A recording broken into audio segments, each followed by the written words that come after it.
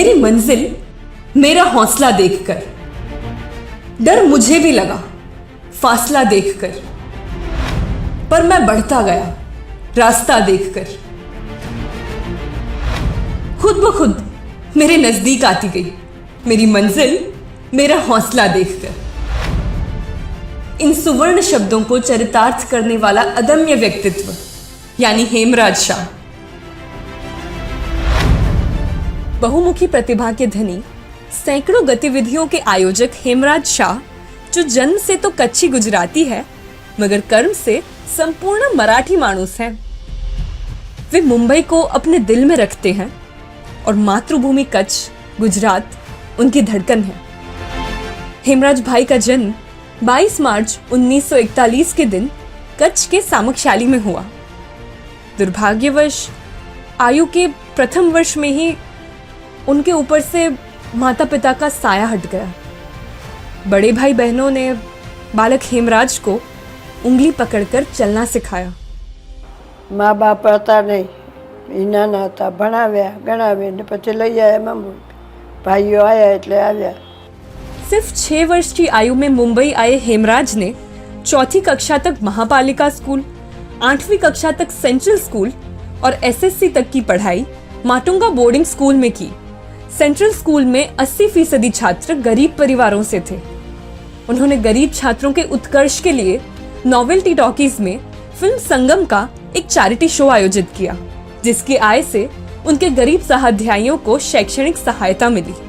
हमारे grant road central high school थी, वहाँ के बच्चे बहुत गरीब आते थे पढ़ने के लिए, तो उनको कैसे हेल्प करनी चाहिए। हमारे जो डिस्ट्रीब्यूटर से संगम के वो पहचान वाले थे, तो उनको बोला कि भाई पिक्चर दो हमें, तो उन्होंने पिक्चर दिया संगम।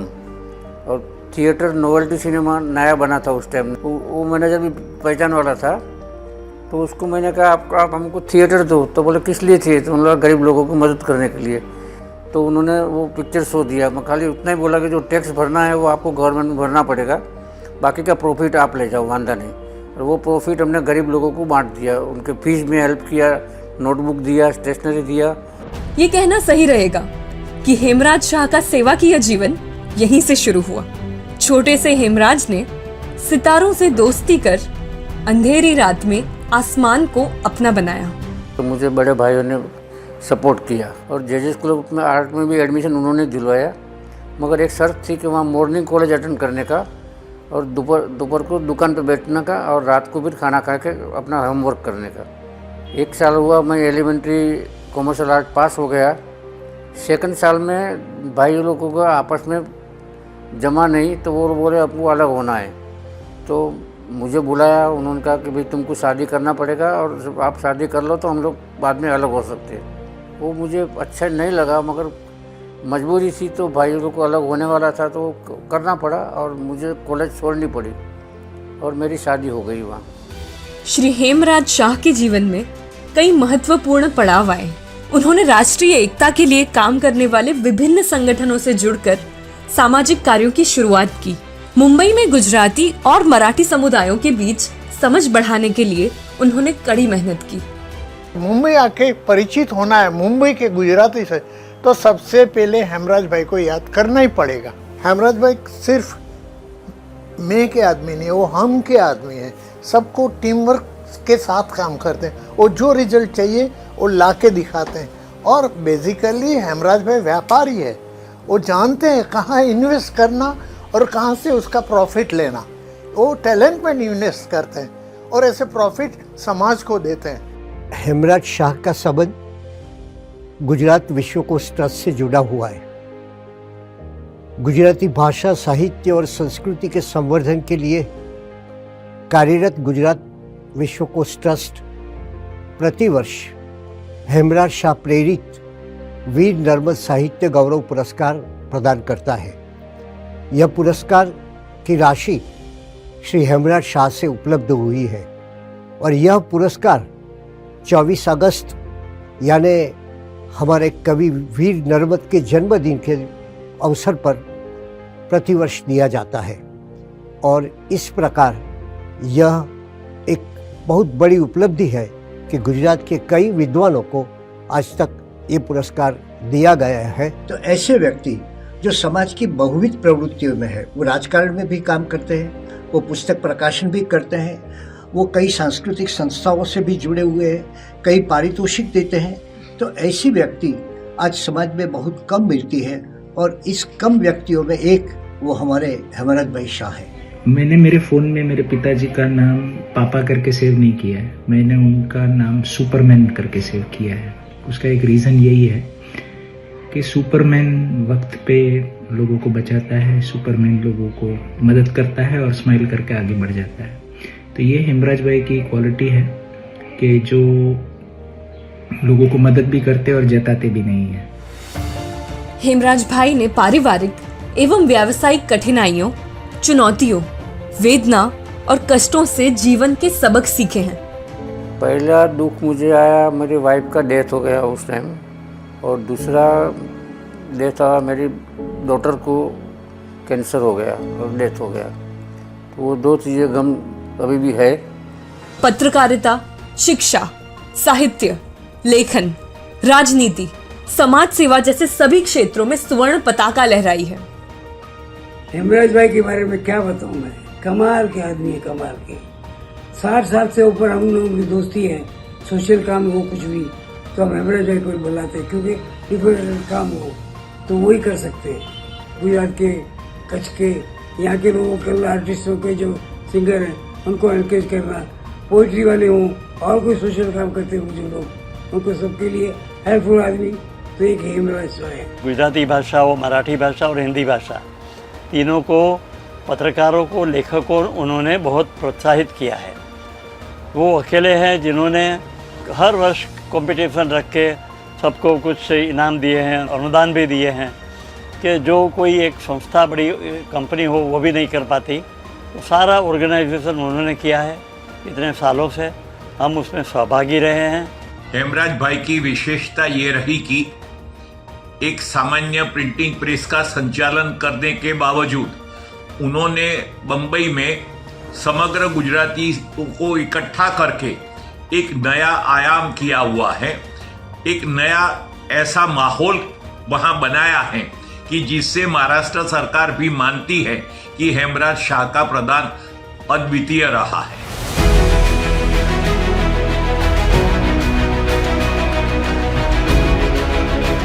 श्री शाह ने विभिन्न पदों पर कार्य किया, जिनमें विश्व गुजराती समाज के उपाध्यक्ष, महाराष्ट्र गुजराती समाज के अध्यक्ष और कच्छ शक्ति के अध्यक्ष का पद शामिल है। महाराष्ट्र सरकार ने उन्हें राज्य गुजराती साहित्य अकादमी के कार्यकारी अध्यक्ष के रूप में नियुक्त किया। महाराष्ट्र में हिंदी एकेडमी थी, सिंधी एकेडमी थी, उर्दू एकेडमी थी, मगर गुजराती साहित्य एकेडमी नहीं थी। वो हमने 1996 में शरद पवार साहब चीफ मिनिस्टर थे, उनको रिक्वेस्ट करके महाराष्ट्र में महाराष्ट्र राज्य गुजराती साहित्य एकेडमी की स्थापना करवाई। पहले बजट 1 लाख था, उसके बाद वर्ष 2000 में मैं चेयरमैन बना तो मैंने 5 लाख करवाया और 5 लाख से सीधा 35 लाख तक ले गया। जिसमें नई किताब छापते थे उसके लिए 25,000 रुपये देता था। कभी कुसुमाग्रज का मराठी भाषा दिन मनवाते थे, तो ऐसे गुजराती भाषा दिन मनवाना चाहिए। इसके लिए हमने 24 अगस्त को कवि नर्मद का जन्मदिन पे गुजराती भाषा दिवस मनाने का प्रस्ताव किया हमने। वो प्रस्ताव में एक मराठी लेखक, एक गुजराती लेखक को 51,000 रुपये का चेक देता था। और विश्व गुजराती भाषा दिन पूरे भारत में नहीं, पूरे विश्व में मनाया जाता है अभी, और वो प्राइज़ हम हर साल देते रहे। उनमें अप्रिसिएशन की कमाल की कला है, स्पष्ट वक्ता है। तो सोसाइटी के लिए या कम्युनिटी के लिए या सिटी के लिए या देश के लिए उनके दिल में कंट्रीब्यूशन की कमाल की भावना है। तो he is kind of a Sanatan and शाश्वत मैन और एनर्जेटिक मैन। उन्होंने कभी, मैंने उनके चेहरे पे थकान नहीं देखी, उनके चेहरे पे कभी किसी के लिए कड़वाहट नहीं देखी। आप उनसे बात कभी भी करें, उनके मुंह पे इमीडिएटली लाफ्टर आ ही जाएगा, हंसी आ ही जाएगी। और ये हंसी इतनी प्रेरणादायक है कि उनको देखकर ही मैंने अपने जीवन में जो भी मोड़ लिए हैं, या राइटर बना या डायरेक्टर बना या सोशल वर्क में गया या एनजीओ मैंने जो खोला है उसके लिए गया, जो भी काम किया है उसमें हेमराज भाई का हाथ बहुत बड़ा है। हेमराज भाई एक ऐसी व्यक्ति है जिसने ये सोच लिया कि महाराष्ट्र में रहने वाले हमारे गुजराती भाइयों धीरे धीरे अपनी लैंग्वेज से, अपनी मातृभाषा से, अपनी संस्कृति से जुड़े रखना हो तो उनको अपने साथ लेना पड़ेगा।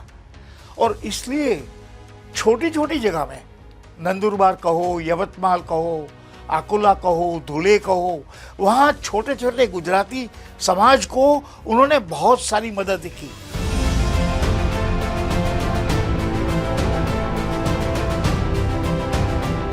हेमराज भाई ने महात्मा गांधी, सरदार वल्लभ भाई पटेल, इंदिरा गांधी, डॉक्टर बाबा साहेब आम्बेडकर आदि महामानवों के जीवन पर किताबें लिखी हैं।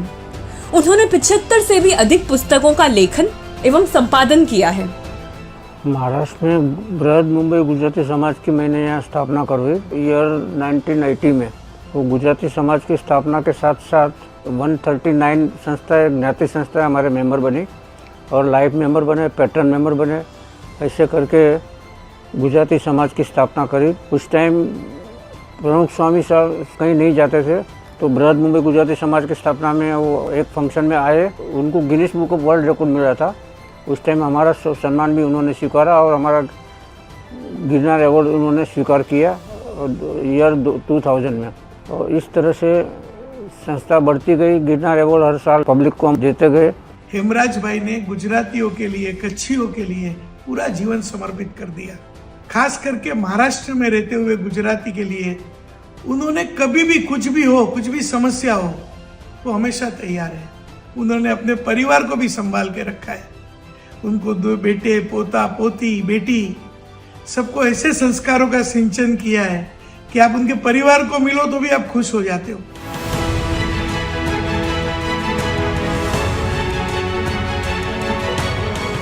श्री शाह ने मुंबई के बुक मैन्युफैक्चरर्स एसोसिएशन के अध्यक्ष के रूप में कार्य किया और गरीब छात्रों को अभ्यास करने के लिए पुस्तकें वितरित की।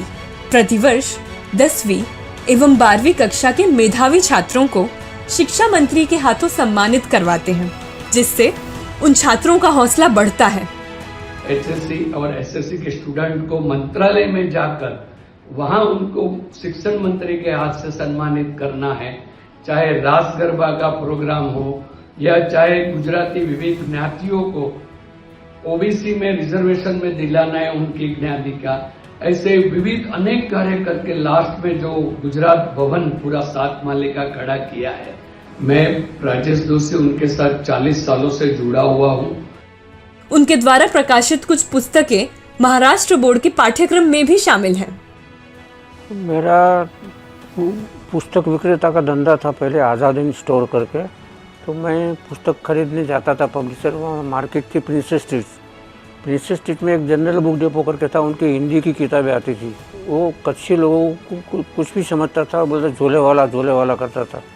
मैंने कहा भाई झोले वाला है कि मैं व्यापारी हूँ और व्यापारी की इज्जत मान्यता देनी चाहिए, मगर वो अपने अहम में था।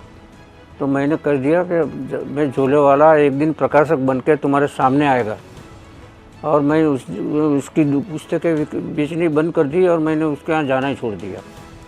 दूसरे साल मैंने गवर्नमेंट में रजिस्ट्रेशन, रेखा प्रकाशन का नाम रजिस्टर किया और वहाँ वही सिलेबस पे हमारी किताबें टेक्स्ट बुक सबमिट की लेखक से लिखवा के, और वो टेक्स्ट बुक मैंने मंजूर करवाई और उनकी टेक्स्ट बुक रिजेक्ट करवाई और पूरे महाराष्ट्र में लग गई वो। तो यहाँ पे वो लोग कोर्ट में चले गए कि स्टे लेने के लिए। मैंने जज पकड़ा, एक रिटायर्ड जज हुआ था, उसको बोला कि साहब कोर्ट में केस है, आपको आना पड़ेगा। तो बोले मैं आऊँ तो मुझे क्या मिलेगा। मैंने कहा आप केस जीत जाते हो तो आप जो मांगोगे वो दूंगा मैं, मगर अगर आप केस हार गए तो मैं कुछ नहीं दूंगा। उन्होंने शर्त मेरी मंजूर की। तो केस चला, मेरे सामने था सोली सोराब जी अटर्नी जनरल जो हुए थे। 8 दिन केस चला, मगर मेरे वकील ने मुझे बोल के रखा था कि आपकी किताब जहाँ लगी होगी, उस टाइम साइक्लोस्टाइल यादी पुस्तकों की यादी निकलती थी, वो यादी कहीं लगी हो तो इसकी कॉपी दो। तो मैं एक केएम स्कूल करके था परेल की, वो स्कूल में मेरी कॉपी लगी थी, वो कॉपी उनको दे दी। कोर्ट में केस चला। 8वें दिन मेरे वकील को बोलने का सवाल आया तो मेरे वकील ने बोला भाई आप स्टे दे ही नहीं सकते, क्योंकि वो भी जज था, उसको मालूम था नियम क्या है। तो उन्होंने वो जज को मेरे साइक्लोस्टाइल कॉपी दे दी कि मेरी किताब तो लग गई, आप स्टे कैसे दे सकते हो। तो स्टे नहीं मिला और मेरी किताब लग गई। मेरे 35,000 का जो मेरा कर्ज आया था, हम लोग भाई अलग हुए थे, वो कर्ज भी चुकवा दिया और 2 पैसा कमा के ठाकुर उतार के मैंने जगह भी ले ली, ग्राउंड फ्लोर फर्स्ट फ्लोर रहने की जगह भी मिल गई, ऑफिस भी मिल गई है। तो ऐसे करके मेरी किताबें लग गई, यहाँ चालू हो गई। मगर 2-3 साल के बाद गवर्नमेंट को क्या मगज में आया, तो उन्होंने राष्ट्रीयकरण कर दिया, पुस्तकों को राष्ट्रीयकरण किया। तो पूरी टेक्स्ट बुक वही छापते थे, हर सब्जेक्ट की छपवाने की तय की। इसलिए फिर मेरे को वो धंधा बंद करके नोटबुक में धंधे बनाना पड़ा। फिर मैंने रेखा बुक शुरू किया, तो रेखा बुक में नोटबुक बनाने लगा और साथ में मैंने एक्सपोर्ट का भी चालू किया, रेखा इंटरनेशनल करके। मेरी ब्रांड में रेखा ब्रांड लगाया, स्वान ब्रांड किया, क्लासिक ब्रांड किया। इसी करके दुबई में मैंने धंधा शुरू किया। तो दुबई में भाड़े पे जगह मिलती थी, तो 11 महीने के लिए मैंने वो भाड़े पे ले लिया और जगह चालू किया और मेरे छोटे बच्चे को वहाँ बैठा दिया और वहाँ दुबई धंधा अपना अच्छा चल पड़ा।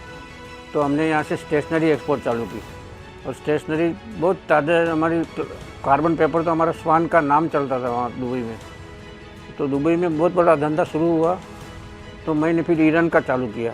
तो मैं ईरान गया, ईरान में तस्बीह बेचते थे, वो मोती कांच के होते, जोकोस्लाविया से मंगाते थे, वैसे कांच के मोती हमने बनवाने यहाँ शुरू किए। और यूपी में एक गांव है पुरदिलपुर करके, वहाँ पूरा गांव मेरा मोती बनाता था और हर महीना एक कंटेनर मोती का 12 टन का कंटेनर जाता था यहाँ से। और वो वहाँ पे तस्बीह बना के, जैसे यहाँ गंगा जल देते हैं अपन, वैसे वो तस्बीह देते थे। मैं वो मस्जिद से मासाद करके, वो शिया मुस्लिम को लिए बहुत बड़ी मस्जिद मानी जाती है, और सोने के द्वार लगे हुए वहाँ सब, और वहाँ सब गरीब लोग आते थे। मैं भी एक बार अंदर जाने को टाल किया, मुझे वापस भेज दिया। फिर मुझे मेरा कस्टमर ने बोला सर पे रुमाल बांधना, ऐसे जाओ, बिना हिचकी से चले जाओ सीधा, कोई और नहीं रुकेगा। मैं निकल गया अंदर। तो अंदर हरम था, हरम के अंदर आप पत्थर, हरम का एक पत्थर बोलते हैं, उसको एक टच करो तो आप हेवन में लगते हो, जैसे आप स्वर्ग में हो।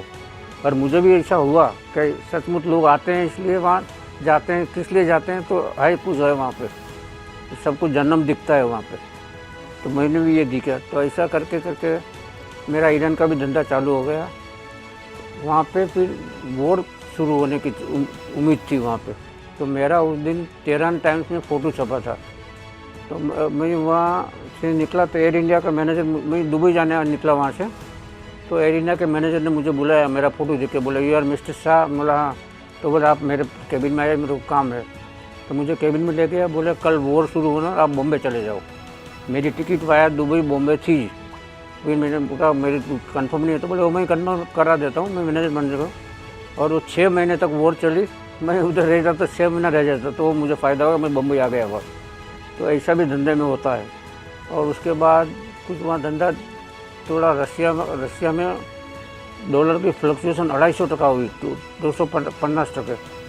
तो फ्लक्चुएशन हुई तो धंधे में लोग अपने ईरान में बाहर से आते थे वहाँ रशिया के, वो दुबई से अपने सब सामान ले जाते थे, क्रेडिट पर ले जाते थे। वो पोस्ट देते, चेक देते थे। तो वो चेक रिटर्न हुआ तो आपको जेल में जाना पड़े। तो वो बहुत तकलीफ की बात हुई। तो एक चेक वापस आ गया, एक हमारी कंपनी का, अपना नाम वहाँ था मजलान स्टेशनरी मार्ट करके। तो दुबई छोड़ना पड़ा हमको। हम दुबई से बम्बई आ गए और वहाँ से छोटा लड़का अमेरिका चले गया, अमेरिका का वीज़ा था उसका, और वो धंधा बंद करना पड़ा। तो जितना कमाया था ईरान में भी हमारे जितने पैसे बचे थे वहाँ पे, वो सब बड़े व्यापारियों को शूट कर दिया अंदर जेल में लेके। तो वहाँ भी पैसे गए। ऐसा करके जहाँ था वहाँ वापस आ गए हम यहाँ पे।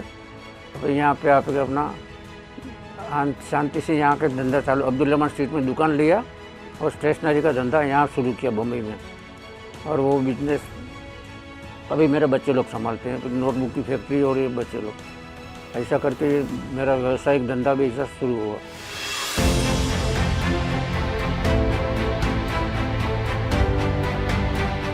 हेमराज शाह चारित्रिक गुणों के स्वामी हैं। अपने नेक स्वभाव, कार्यात्मक दृष्टि और शिष्टाचार के कारण वे तटस्थ निर्णय लेते हैं। इस प्रकार वे हमेशा खुश दिखाई देते हैं। नियमितता, कर्तव्यपरायणता, कर्मठता, संयम, सहयोग की भावना, सेवा भाव और परोपकार जैसे विभिन्न गुण आज की युवा पीढ़ी का मार्गदर्शन करते हैं। मेरे दादाजी थोड़े अभी नए ज़माने के साथ चलते हैं, वो पुराने ज़माने के थॉट्स नहीं हैं उनके, तो वो बात बहुत अच्छी लगती है और वो डिफरेंट है क्योंकि वो सब टेक्नोलॉजी जानना चाहते हैं, क्यूरियस है, तो उनसे वो क्यूरियोसिटी भी आती है। और उनका वो जो डिसिप्लिन है, जो पंक्चुअलिटी है, वो मुझे बहुत अच्छा लगता है बिकॉज लाइक वैल्यूइंग किसी का time is very important in life. जब मैं इंडिया और यूएसए के बीच में कहाँ रहना चाहिए, कहाँ पढ़ाई करनी चाहिए डिसाइड कर रहा था, तभी उन्होंने मुझे समझाया कि कोई डिसीजन अपने हैप्पीनेस और अपने गट फीलिंग के साथ लो और उसके बाद वो डिसीजन को सही साबित करो, और अगर डिसीजन गलत भी निकले तो वापस स्ट्रैटेजी बदल के पॉजिटिव रहकर आगे बढ़ते रहो। नाना, आप हमारे लिए एक सच्ची मिसाल और प्रेरणा बने हैं। आपने अपना पूरा जीवन समाज सेवा के लिए समर्पित किया है, अच्छाई, सकारात्मकता फैलाई है। वे सिर्फ हमारे नाना जी नहीं हैं, बल्कि वे एक प्रेरणा है, एक ऐसी रोशनी जिसने पूरी दुनिया में गुजराती समाज के लिए अपना जीवन समर्पित कर दिया है। उनके जीवन सेवा संपन्न और संघर्ष की मिसाल रहा है। उन्होंने न केवल भारत में बल्कि विदेशों में भी गुजराती समुदाय का संगठित करने का, सशक्त करने का और गौरव करने का कार्य किया है। जीवन में ऊपर नीचे उतार चढ़ाव उन्होंने बहुत देखे हैं। वर्क हार्ड, कुछ ना कुछ हो जाएगा, कुछ ना कुछ रास्ता निकलेगा, और उनकी ये सलाह हम हमेशा फॉलो करते हैं।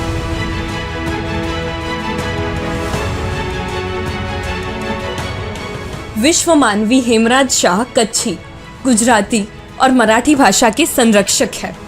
बेशक हेमराज शाह की कलम ने विदेश तक का सफर भी तय किया है।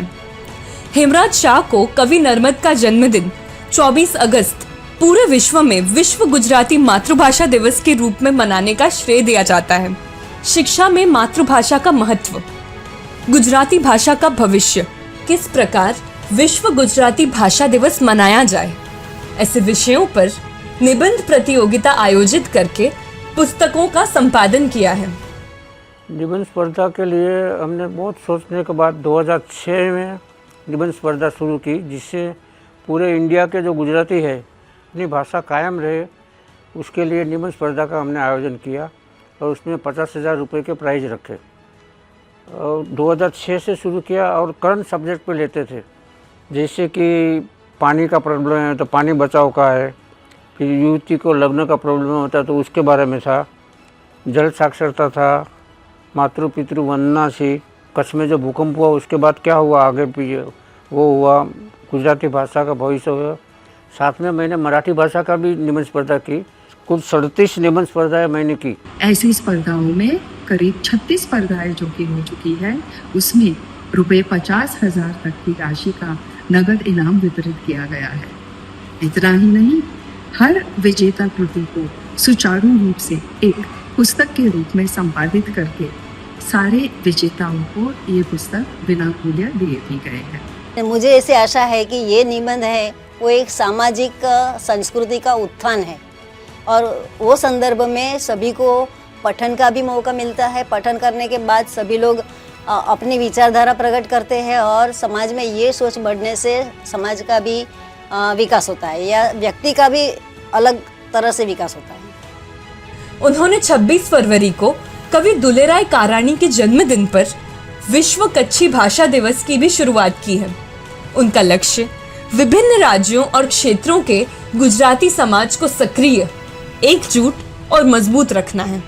दुलेराय काराणी जी हमारे कच्छी साहित्यिक से मेघाणी बोलते हैं उनको, उनका बर्थडे था तो उनका बर्थडे भी हमने यहाँ मनाया था और उसमें घनश्याम भाई ओझा गुजरात के मिनिस्टर थे उस टाइम के, वो आए थे और कच्छ की महारानी यहाँ पधारी थी, वो आई थी, और यहाँ का एजुकेशन मिनिस्टर नामजोशी थे, वो आए थे। तो रंग भवन पहले हॉल था बड़ा यहाँ पे, अभी बंद हो गया, वो रंग भवन में वो प्रोग्राम रखा था हमने और कच्छ के साहित्यिक लोग वहाँ उसमें आज जमा हुए थे और काराणी साहब का हमने, उसके बाद काराणी साहब का हमने ये प्राइज़ भी रखा कच्छ मित्र सौराष्ट्र ट्रस्ट के साथ मिलके। हर साल उसका 35,000 रुपये का मेरे नाम से प्राइज़ देते हैं वो और विश्व कच्छी भाषा दिवस भी मनाते हैं काराणी जी के बर्थडे के दिन। इसके पहले काका कालालकर का बर्थडे मनाया मैंने, यहाँ 75th बर्थडे था। उमा शंकर जोशी जी आए थे और यहाँ के मधुरीबेन शाह था एजुकेशन ऑफिसर, वो चेयरमैन थी। तो बिरला मातुश्री में ये प्रोग्राम रखा था और सब साहित्यिक आए थे। कमलेश्वर जी मेरे दोस्त थे, टीवी के स्टेशन डायरेक्टर थे यहाँ पे, तो उनको कच्छ जाना था तो उनके लिए यहाँ ट्रेन में मैंने व्यवस्था कर दी। मैं भी साथ में गया और वहाँ कच्छ के अंदर 2 बसेस करके उनको पूरा कच्छ घुमाया। कच्छ का रेगिस्तान उनको बहुत पसंद आया और रेगिस्तान में सब साहित्यिक दौड़ने लगे थे। और उनके बाद उन्होंने सारिका के 2 अंक निकाले। वो पहले इंसिडेंट था कि जो सारिका में कच्छी साहित्य के 2 अंक निकले।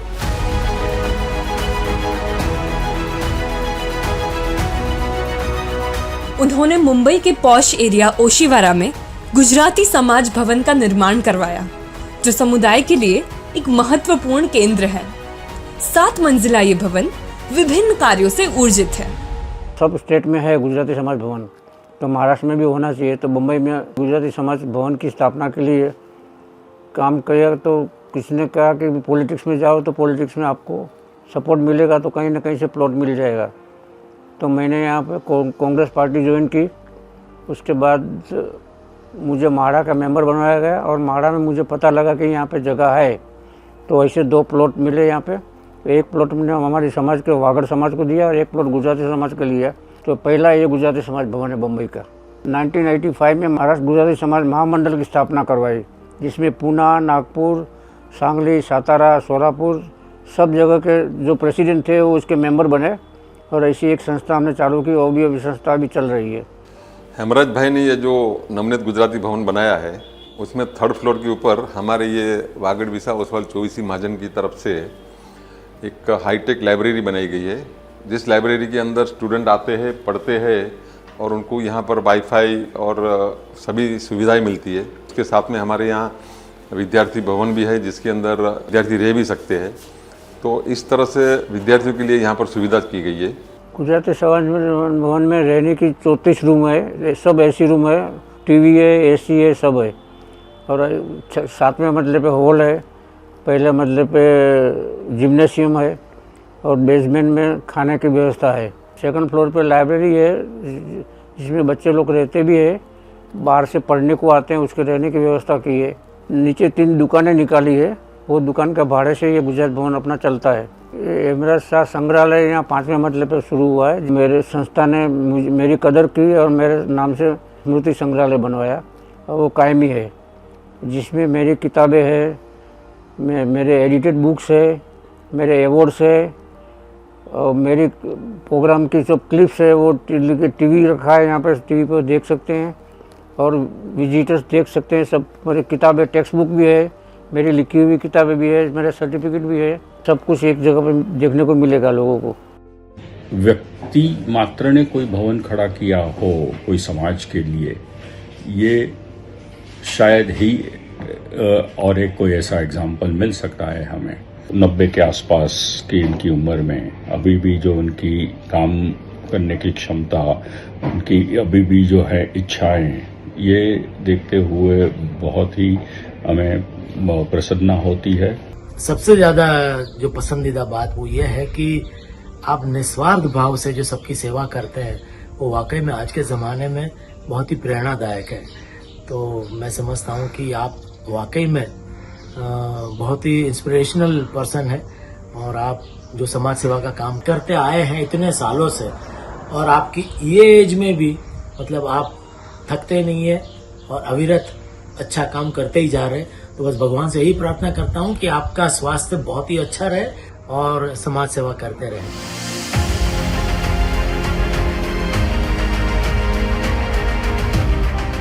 हेमराज शाह की पुस्तकों में आर्थिक एवं राजनीतिक मुद्दे, संरक्षण, पर्यावरण, पत्रकारिता, भाषा, साहित्य और संस्कृति पर लेख शामिल हैं। रेखा प्रकाशन के संपादक बनने के बाद उन्होंने कई विषयों पर पुस्तकें प्रकाशित की हैं। इसमें गुजराती, मराठी, हिंदी और अंग्रेजी भाषाओं की किताबें शामिल हैं। वे एक सिद्ध हस्त लेखक और संपादक हैं। मुंबई समाचार ने 15 साल मुझे बुलाया। उसके बाद पिंकी बेन दलाल करके एक एडिटर आई वहाँ नई, तो उन्होंने कहा कि आप खाली कच्छ पे क्यों लिखते हो, आप गुजराती में भी लिखो। तो उनके बाद मेरी कॉलम उन्होंने स्टार्ट की, विमर्श कॉलम। तो विमर्श कॉलम में 9 पुस्तकें छपी, मैंने 1000 कॉलम लिखी अलग अलग सब्जेक्ट पे। और उस टाइम की और जितनी कॉलम होती थी तो हर साल एक पुस्तक छपता था। तो ऐसे करके मेरी 9 किताबें हुई। और साथ में मैंने जीवनी भी लिखी, बायोडाटा सब लीडर्स, पॉलिटिकल लीडर्स की, जिसमें इंदिरा गांधी है, जवाहरलाल नेहरू है, ऐसे सब बड़े बड़े लीडर्स की हमने पुस्तकें लिखी। ऐसे करके 19 किताबें मेरी हो गई उस टाइम। 19 किताबें वो हो गई और 36 ये एडिटेड बुक्स हो गई और मेरे पे और बुक लिखी। ऐसे करके आज 76 बुक हो गई। मेरी आत्मकथा भी आ गई अभी नई बाज़ार में, जिसका इनॉग्रेशन मेरा 85th बर्थडे को मुख्यमंत्री साहब यहाँ आए थे, उन्होंने किया। तो ऐसे करके साहित्य का मेरी प्रवृत्ति चलती रही।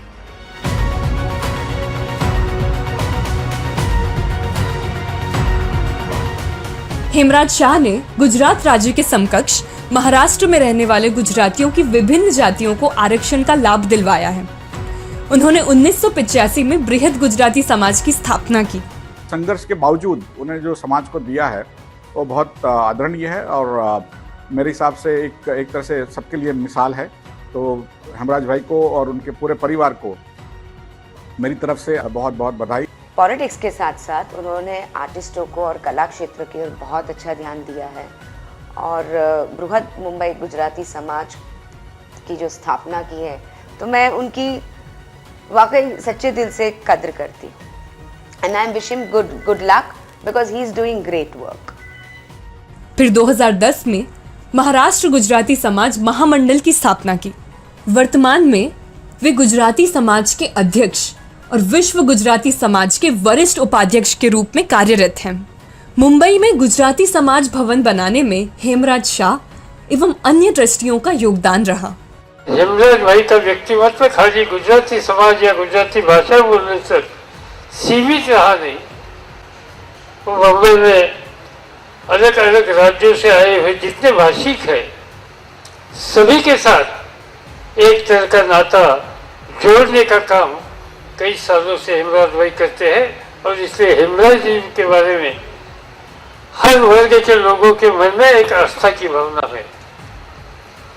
वो एक अच्छे पत्रकार है, अच्छे लेखक है और अच्छे सामाजिक कार्य करते हैं।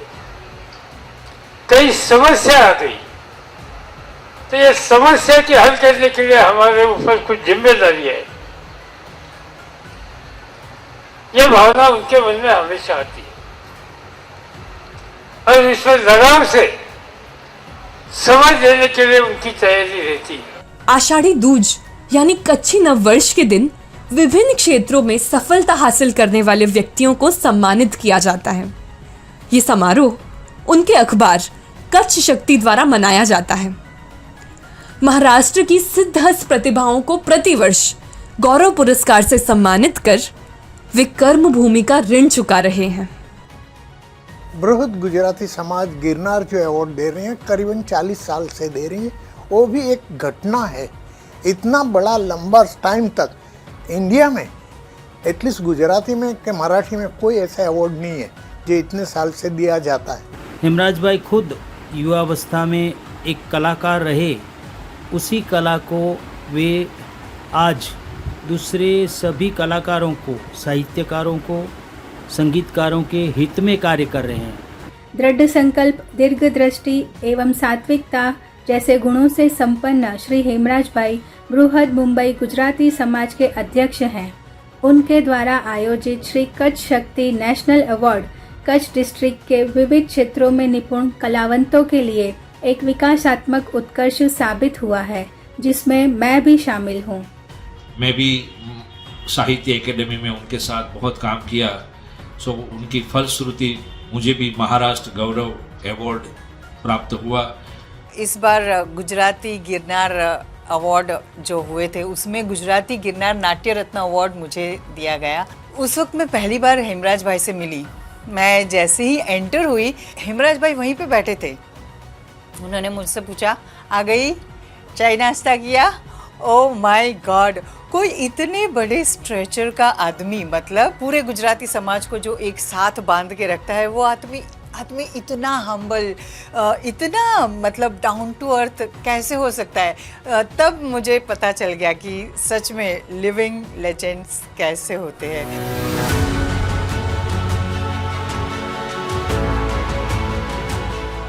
हेमराज शाह एक प्रतिभाशाली, एक्रेडिटेड एवं वरिष्ठ पत्रकार हैं। उन्होंने कच्छ शक्ति डेली की शुरुआत वर्ष 1977 में की थी। केवल 36 साल की उम्र में अखबार के संपादक होने के नाते वर्ल्ड बुक ऑफ इंडिया में उनका नाम रिकॉर्ड हुआ। अब वे कच्छ शक्ति की वार्षिक अंक के संपादक भी हैं। उन्होंने 17 वर्षों तक दैनिक मुंबई समाचार में लेखन किया है। उन्हें पत्रकारिता के क्षेत्र में भी कई पुरस्कार मिल चुके हैं। मेरा पत्र था कच्छ शक्ति डेली पेपर मैंने निकाला था 1977 में। तो 20 पैसे प्राइस रखी थी और 8 पेज देता था फुल प्लस, और बहुत अच्छा चला। 10,000 सर्कुलेशन शुरू हुआ तो 12,000 तक पहुंचा, पर आगे बढ़ा नहीं, तो 2 महीने के बाद बंद करना पड़ा। मगर वो डेली पेपर चलना, तो उसके बाद वो पेपर छपता था जन्मभूमि भवन में। तो जन्मभूमि वालों ने मुझे बुलाया कि आपका पेपर तो बंद हो गया, तो आप अभी कॉलम शुरू करो। तो मैंने वहाँ कच्छ की कॉलम शुरू की, बृहद कच्छ कॉलम 15 साल चली।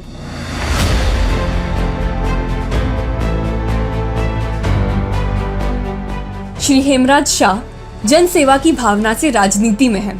राजनीति में अग्रणी होने के नाते वे सभी गुजरातियों को हमेशा राजनीति में रहने की सीख देते हैं। महाराष्ट्र गुजराती साहित्य अकादमी की स्थापना करने और उसके लिए सरकार से अच्छी मात्रा में धन प्राप्त करने में वे सफल रहे। उन्होंने नेशनलिस्ट कांग्रेस पार्टी एनसीपी में महासचिव का पद भी संभाला है। शिवसेना में उन्होंने प्रवक्ता और राष्ट्रीय संगठक के पद पर कार्य किया है। जैनों में सन्यासी होते हैं और उसमें से बहुत कम सन्यासी शतावधानी होते हैं। शतावधानी मतलब जिसको 100 बात याद रहती हो और वो 100 काम करते हो। हमारा हेमराज भाई संसारी होते हुए एक साथ 100 काम करते हैं। ये उनकी संगठन शक्ति है। हेमराज भाई की काफ़ी ऐसे तो कार्य पद्धति हमें पसंद है, लेकिन खास मैं कहूँ कि जब उनके साथ में मैं ऐसे प्रेसिडेंट काम कर रहा हूँ, तो उनकी जो एक डिसिप्लिन है, उनका टाइम मैनेजमेंट है, बड़ा अद्भुत है। क्योंकि वो परफेक्ट जिस समय मीटिंग शुरू होनी चाहिए उस समय शुरू होनी चाहिए उसके आग्रह करते हैं, और जब ये मीटिंग ख़त्म करनी है, समझो 5 वाली मीटिंग 7 बजे ख़त्म करनी है, तो वो 7 बजे कोई भी हालत में ख़त्म करना ही चाहिए, वो उनका आग्रह रहता है। उसके साथ साथ वो काम में इतने मतलब परफेक्ट है कि दूसरे दिन वो मीटिंग की मिनट्स भी बन जाती है।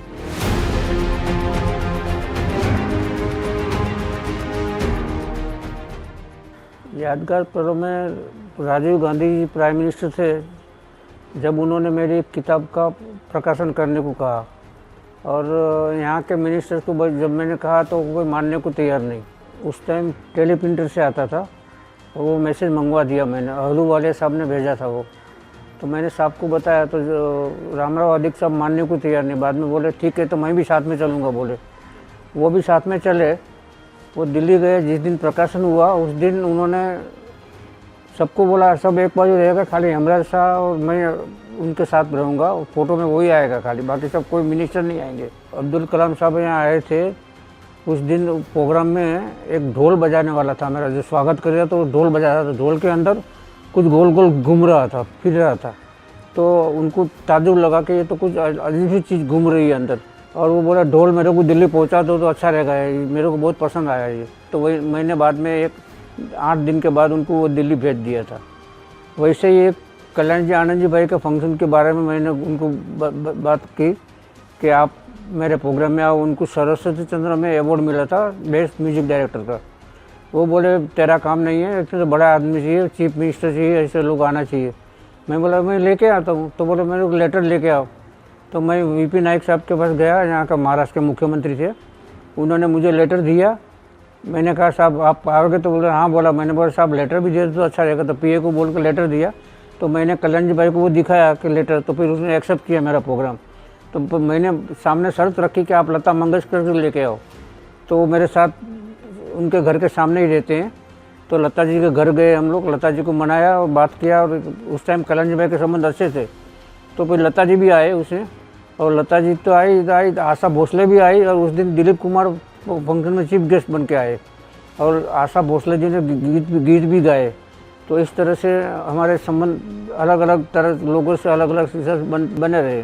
रामधारी सिंह दिनकर जी को ज्ञानपीठ अवार्ड मिला था, उस टाइम की बात है। तो वो और मैं पृथ्वीराज साहब के घर के, पृथ्वीराज कपूर के, वो दोनों राज्यसभा के सभ्य थे और दोनों एक दूसरे के आदर करते थे। तो उनके घर पे गए तो दिनकर जी पाट पे बैठाया और खुद नीचे ज़मीन पे बैठ गए। तो मैंने दिनकर जी को कहा, दिनकर जी ये क्या? तो बोले ये प्रोटोकॉल है, तो वो हमको गुरु मानते हैं, तो वो हमको व्यासपीठ पे बैठाते हैं, वो नीचे बैठते हैं हमारे साथ। आखिर तक वो नीचे ही बैठे रहे, जब तक वो गए नहीं वहाँ से, तब तक ज़मीन पे ही बैठे रहे। और उसके बाद इतने उस टाइम की प्रथा देख के हमें भी ताजुब हुआ कि गुरु का कितना सम्मान किया जाता है। मोरारजी भाई प्राइम मिनिस्टर होने के बाद की बात है कि जब हम उनको कभी कभी कंटाल आता था तो हमें फ़ोन आता था। उस टाइम डबला फ़ोन था, वो फ़ोन पे फ़ोन आता था कि हेमराज भाई आओ मिलने, तो हम मिलने चले जाते थे। मरीन लाइट्स और चर्च गेट के बीच में उनका घर था। तो उस टाइम वो जाते थे तो कहते थे कभी भी कुछ भी करो तो अच्छा करो और नियम से हिसाब से करो, नियम के विरुद्ध मत करो कोई भी काम। लाल बहादुर शास्त्री जब प्राइम मिनिस्टर थे, बम्बई आते थे तो डॉक्टर कैलाश के घर रहते थे, मंत्रालय के सामने बंगलों में। वो कभी 5 स्टार होटल में नहीं रहते थे। वॉर का टाइम आया तो उस टाइम आए थे बम्बई। उस टाइम दिनकर जी भी आए थे बम्बई। दिनकर जी और मैं इनको मिलने गए तो हमको बैठाया, और वो उसकी हाइट छोटी थी, उनका पीएस था श्रीवास्तव, उसकी हाइट बहुत बड़ी थी लंबे से। तो मैं हंसता था, तो बोले तो हंसता क्यों है? उनके कुदरत ने उनको बड़ा बनाया, मेरे को छोटा बनाया, मगर मैं भी बड़ा हूँ, पोस्ट से तो बड़ा हूँ। इन्होंने हंसी मजाक बहुत करते थे मेरे साथ। और दिनकर जी ने उनको कविता सुनाई कि वॉर, उस दिन वॉर चालू करने का टेलीफोन पे यहाँ पे डिफेंस मिनिस्टर को ऑर्डर दिया था उसने कि वॉर पाकिस्तान के अंदर अटैक करो। और मेरे सामने की बात है, ये पाकिस्तान अटैक का, वॉर का शुरुआत उन्होंने जब कही फ़ोन पे बताया था, और दिनकर जी की कविता सुन के कहा था, वो मेरे लिए ताजुब की बात थी। तो प्रणब मुखर्जी को मिलने हम लोग गए थे, मेरे साथ डीपी त्रिपाठी राज्यसभा के सभ्य थे। तो उनको मैंने मेरी किताब दी, तो बोले ये किताब में तेरे इतने फ़ोटो कहाँ से आ गए? मैंने कहा साहब ये मैं एक्टिविटीज़ करता हूँ तो मेरे फ़ोटो छपते हैं, तो मेरे फ़ोटो आ गए। तो मेरे प्रवृत्ति देख के राजी हुए, बोले एक समाज के लिए तो इतना काम करता है तो बहुत बड़ी चीज़ है हमारे लिए। हम भी इतना काम नहीं कर पाए बंगाली में। पाड़ा साहब ठाकरे जब बृहद मुंबई गुजराती समाज की मैंने स्थापना की तो उन्होंने कहा कि मुझे गुजराती समाज को मिलना है। तो मैंने कहा ठीक है, आप फंक्शन आए तो इंडियन मर्चेंट चैम्बर में मैंने फंक्शन रखा था। उस टाइम वो आए और बोले गुजराती और मराठी मौसी का भाई है हम तुम्हारे, और गुजराती और मराठी अगर एक हो जाए तो सब कुछ दुनिया में कर सकते हैं। तो उन्होंने फिर मेरे से बोला, मगर उस टाइम मैंने राष्ट्रवादी पार्टी ज्वाइन की थी, इसलिए मैं उनके साथ शिवसेना में नहीं ज्वाइन किया। और उसके बाद उद्धव ठाकरे साहब वो मेरे 75वीं सालगिरह में मेरे फंक्शन में चीफ गेस्ट करके आए। तो मैंने कहा भाई आपकी पार्टी अलग है, मेरी पार्टी अलग है। तो बोले कोई वांधा नहीं, पार्टी अलग है तो क्या है, व्यक्तित्व तो एक है, तुम और मैं एक ही कॉलेज में पढ़े हुए हैं। वो जजेस स्कूल ऑफ आर्ट के स्टूडेंट थे। उसके बाद मैंने उनकी ये स्पीच सुन के मैंने भी शिवसेना ज्वाइन कर ली। लास्ट टाइम मैंने कच्छ में अकाल का परिस्थिति आई जब कल्याण जी आनंद जी नाइट भुज में जुबिली ग्राउंड में की। किशोर कुमार की वो लास्ट नाइट थी। किशोर कुमार को एंट्री पब्लिक में से लेनी थी, ऊँट के ऊपर आना था, और पब्लिक इतनी बड़ी थी तो कल्याण जी भाई ने समझाया, नहीं समझे, मेरे को बोले हेमराज मेरे से समझते नहीं है। तो मेरे को बोला आप समझाओ। तो मैं उनको बाहर ले गया, पब्लिक दिखाई, मैं बोला ऊँट भड़केगा तो आपको उठा कर फेंक देगा बाहर। उन्होंने बाद में आके स्टेज में ही प्रोग्राम दिया, सबसे बड़ी नाइट थी वो। कवि दिनकर जी को ज्ञानपीठ अवार्ड मिला था उनको। यहाँ बम्बई में एक फंक्शन रखा हमने। दिनकर जी जब बम्बई आते थे तो मेरे साथ बैठते थे और मेरे ऑफिस में भी आते थे। तो हमने उनसे रिक्वेस्ट की तो उन्होंने मान्य किया, और उसमें चेयरमैन प्रिसाइड करने के लिए बाबू जगजीवन राम आए। वो उस टाइम डिफेंस मिनिस्टर थे, मगर वो साहित्य पे 1 घंटा बोले। हर भाषा के टॉप मोस्ट जो लीडर्स है स्पीच के लिए 10-10 मिनट सबको दी थी। सबसे अच्छा दिनकर जी से भी अच्छा जब बाबू जगजीवन राम बोले। और बाबू जगजीवन राम का रात को मुझे फ़ोन आया 12 बजे कि मुझे ये मैं जो बोला वो अच्छा बोला, ऐसा लोग बोलते हैं तो मुझे कैसेट भेजो। तो यहाँ पे गिजूभाई व्यास से स्टेशन डायरेक्टर थे, तो उन्होंने ये रिकॉर्डिंग किया था। तो उन्होंने मेरे को रात को कैसेट दी, मैंने सुबह की फ़्लाइट में उनको भेज दिया। वो बहुत खुश हो गए।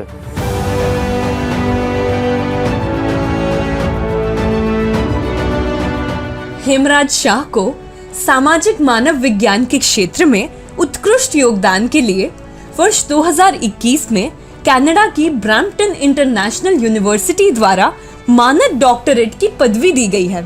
ये पदवी शांति, सद्भाव, मानवाधिकार, मानवता और सामाजिक सेवाओं के लिए उन्हें मिली आजीवन उपलब्धि है।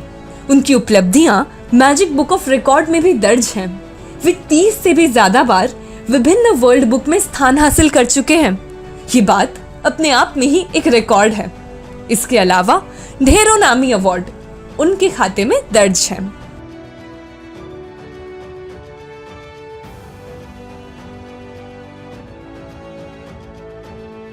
सबसे लोकप्रिय सिटकॉम तारक मेहता का उल्टा चश्मा में भी हेमराज भाई का सम्मान हुआ है।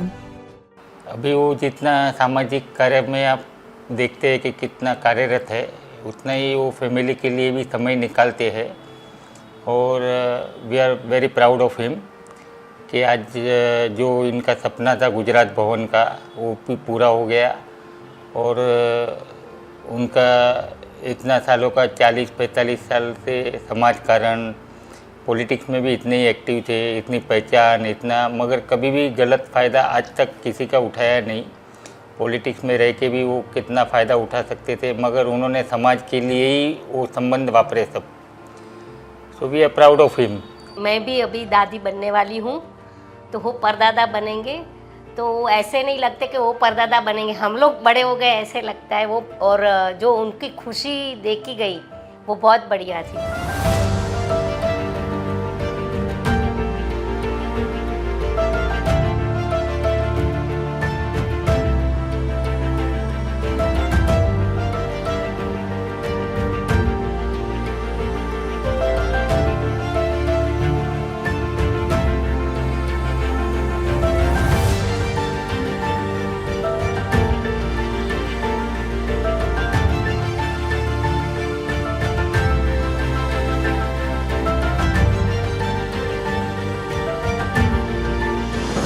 जीवन के 90वें दशक में भी हेमराज भाई पूर्ण जोश, स्फूर्ति एवं उत्साह के साथ अपने कार्य में मगन रहते हैं। हाय हेमराज भाई, God bless you with lot of luck, health, happiness. हमेशा खुश रहो आप। Keep the good work going, you inspire millions. जिस तरह आप समाज के लिए काम कर रहे हैं, जिंदगी भर आप ऐसे ही काम करते रहें। भगवान आपको लंबी उम्र दे। 9वें दशक में हेमराज भाई आ गए हैं, लेकिन उसको आप ओल्ड मैन नहीं कह सकते, आउटडेटेड ओल्ड मैन नहीं कह सकते हैं। उनकी विचारधारा ऐसी है कि उसको अपडेटेड यंग मैन कहना पड़ेगा।